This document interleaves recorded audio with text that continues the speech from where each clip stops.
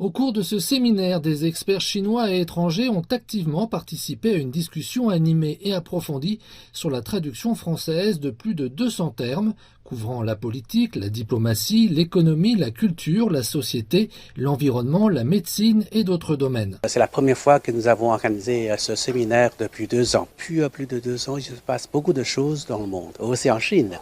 La pandémie et aussi donc des crises régionales, parfois des conflits militaires, etc.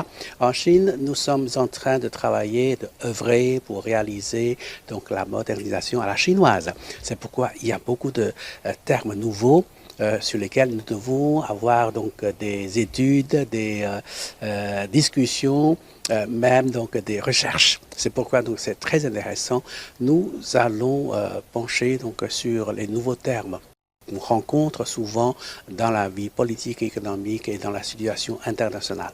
L'Institut de diplomatie de Chine a toujours attaché une grande importance à la formation des talents pour la traduction.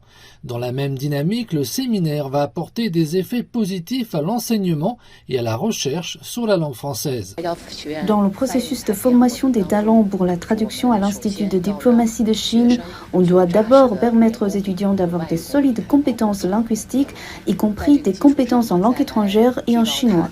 Sur cette base, on améliore les compétences des étudiants en matière de traduction. De plus, on veille également à améliorer la structure des connaissances, l'étendue et la profondeur des connaissances des étudiants, y compris leur vision internationale. Ainsi, dans le travail de traduction, ils auront cette connaissance généreuse comme support. Il faudrait dire que c'est vraiment un grand plaisir pour l'Institut de diplomatie de pouvoir organiser ce genre de séminaire, qui est en fait une rencontre très encourageante et inspirante, non seulement pour les professeurs, mais aussi pour les étudiants. Et vous voyez, aujourd'hui, on a de nombreux étudiants qui sont là pour travailler comme volontaires, pour nous aider à préparer ce séminaire.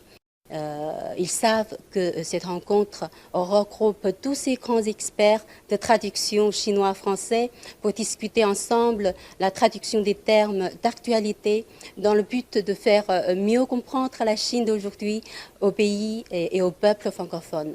Donc, avec leur propre participation à ce travail, ils auront le sentiment d'avoir contribué à la compréhension mutuelle entre la Chine et le monde francophone. Cela va de même pour les professeurs qui trouveront aussi de là une plus grande motivation qui les pousse à continuer davantage dans leur recherche sur cette langue et sur le pays que cette langue représente, qu'ils enseignent aux étudiants.